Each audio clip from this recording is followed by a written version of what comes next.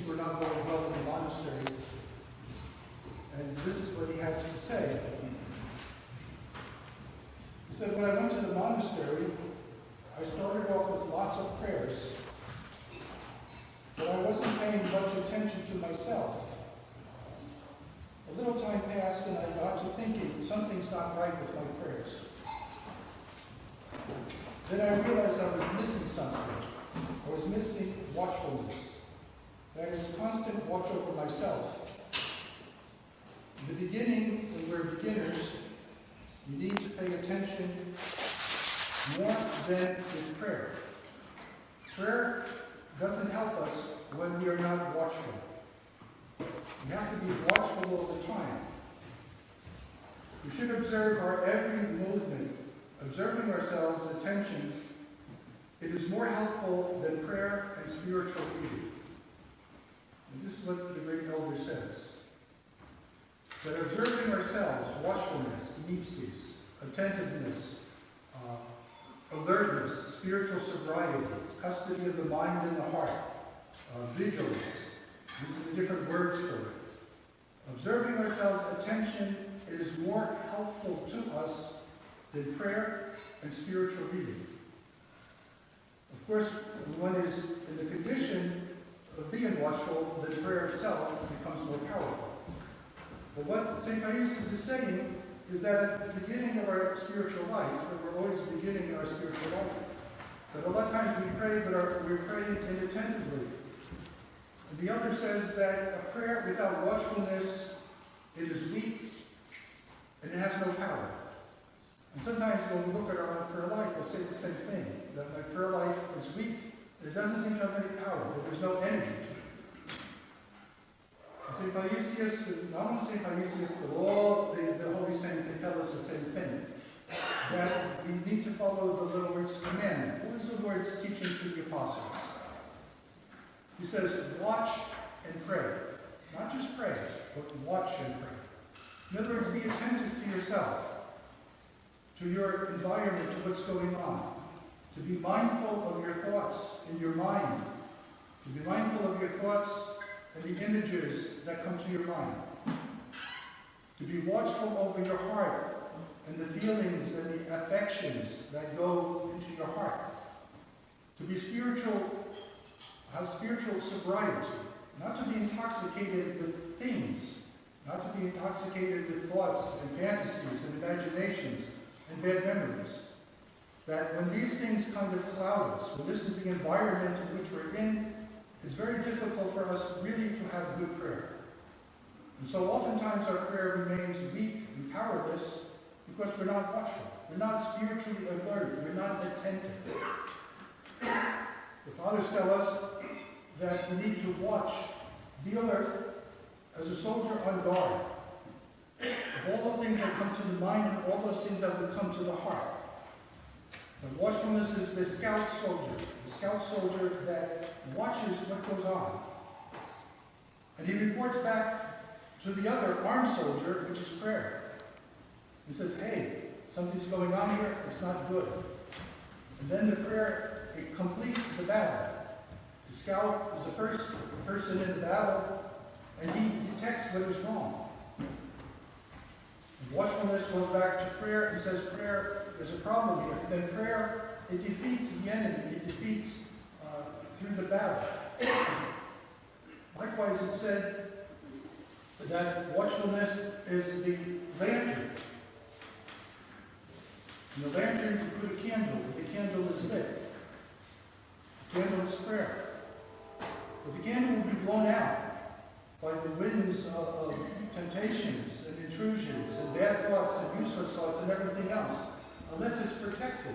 So prayer needs to be protected by the lantern, and the lantern is watchfulness. You need to be attentive to that. St. Paisios, he goes on and he says this instruction. He says, if you are watchful, then you're attentive to good thoughts. For example, you look upon a glass or a cup, and by looking at this cup or glass, what comes to your mind in the good thoughts? The chalice that our Lord used at the Last Supper. But this was the chalice of Christ, and so forth. But if you're not a vigilant person, if you're not watchful, if you let your mind wander far off, then you will not consider spiritual things, but you will only consider those things which are not spiritual. For this reason, try not to gather useless thoughts, which you will have to struggle very hard to get rid of. Rather, concentrate and say the Jesus prayer. And if your mind wanders, call it back again and again. Don't let your mind wander about. For even if the mind is not preoccupied with evil things, but merely neutral things, these two nevertheless will neutralize the mind with uselessness and wasteful distractions. In very fact, the thoughts created from such distractions can be more insidious than the outright evil ones, because we do not directly recognize them as what they are, and so we don't dispel them. In other words, watchfulness means that we monitor, as a soldier does, what comes to the mind, what comes to the heart. And as a custom agent, you examine it. Is it good? Is it neutral? Is it bad? We know what the bad is. But the neutral, as St. Paisios says, even this could neutralize us. Why?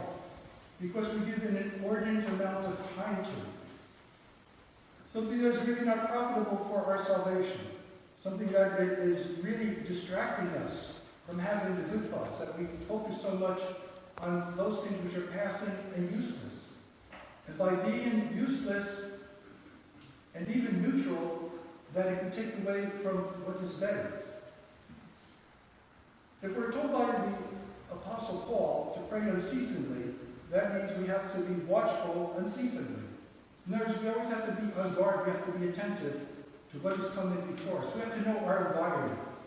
We have to be spiritually alert, as it was. And so we want the good thoughts. St. Paisios gives us an example. St. Theophan includes others. St. Tikhon of Sidon gives many examples. And if we cultivate the good thoughts, like the custodian at the border, something comes, he checks it out. What's the weight? Is it good or is it bad? Is it useful or is it not useful? And this is what watchfulness is, a spiritual state of being alert of what goes on in our life.